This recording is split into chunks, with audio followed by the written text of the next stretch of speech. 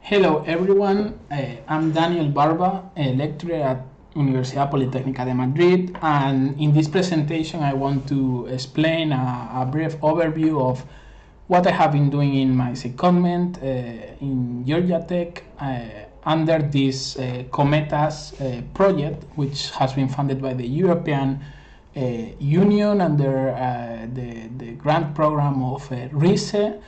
You can see here the grant number. So my research study this secondment for 2 months from August to October. So the secondment was basically initially planned for 6 months, but we decided that for the better progress of the project, it was going to be split in 2. So in the first, because there is a lot of work into analyzing the data that I could do here back in Spain, so it was more efficient to go there to get most of the time into getting the data there, and then coming back to analyze that data and plan a second batch of experiment and theory once the data is analyzed.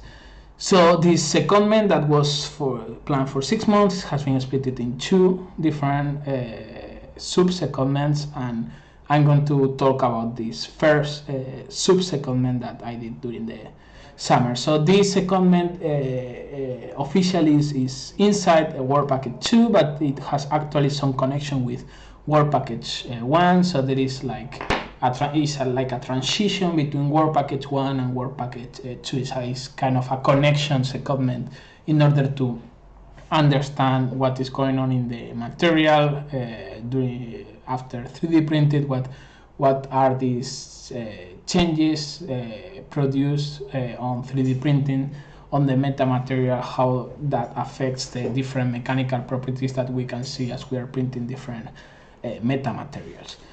So just a bit of my background. I did my bachelor in aerospace engineering from 2010 to 2014 in Universidad Politécnica de Madrid. Then I moved to Oxford in 2014 to do my PhD in engineering science, focus on experimentation and crystal plasticity modeling on nickel-based superalloys that are used in turbine jet engines. Then I moved to a postdoctoral position in Oxford also, but I changed my topic. I focus on additive manufacturing and this lattice material that can be used as structural parts or other different applications, and I stayed there from 2017 to 2019.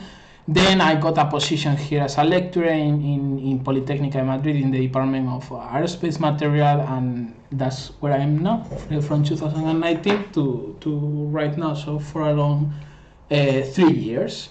So this is the structure of my presentation. I will give a brief introduction of the problematic and what is the problem that is still unresolved, and how we did this secondment, what we did in this study to try to solve this problematic. Then it's going to go directly to the objectives of the secondment, then the actual research that we did or I did in Georgia Tech during these 2 months, and then I'm going to end up with some conclusions. So this part of this study comes initially from a preliminary study that we did in 2021 that was published in the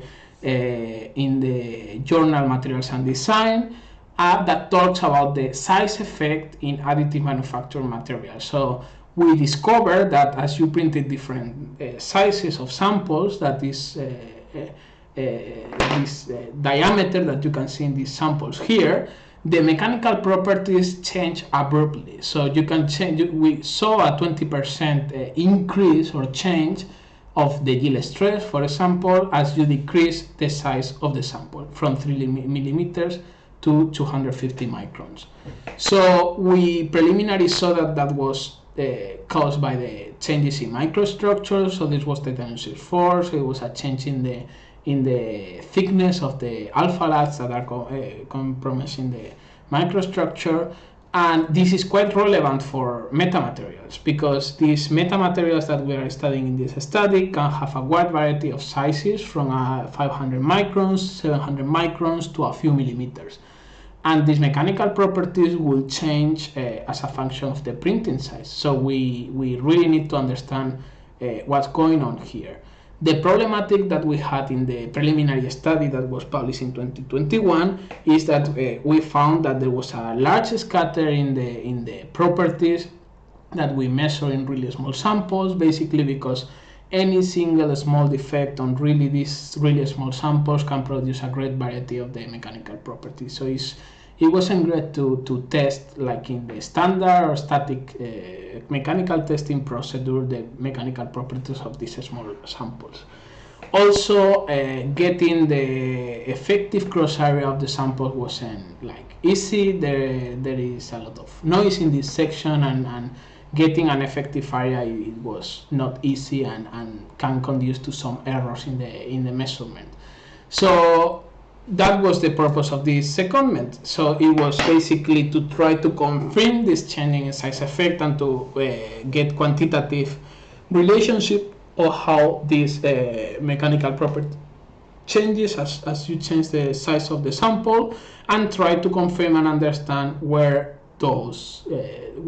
these mechanical changes come from. So what is going on in the microstructure? We already preliminary saw that it was from the alpha lab thickness, but we wanted to confirm even further. So what we did is in Georgia Tech, they have access to this equipment on nano-indentation process. They are really good at that. And in this nano-indentation process, basically you have a really hard tip of a really hard material in which you press it into the material and you basically get the load and displacement at the same time. So you cannot get some kind of mechanical curve that gets the elastic part and the plastic part as you are deforming the surface of the material. You can have different tips or different shape of the tips. We use circular tips or round tips because they are based on the experience of the group. In Georgia Tech, they produce more reliable results. So what we did is basically we got different samples with different sizes, so different thicknesses, to see how these mechanical properties will change with size, and to confirm our preliminary study from 2021. And we wanted to have a statistical study. So we need to know that this micromechanical type of studies is quite sensible to the conditions of the surface material. So we wanted to have some statistical measurements of the properties. So we did up to 50 marks in each of the samples, and basically we did indentation on all of them. You can see here all these marks on this small sample, and here you can see some individual marks in where it can be observed how the laths, these are the laths of the titanium 64, in which we could get enough laths to get an homogenized response of the material. So the process is that we get a load and a displacement from this process.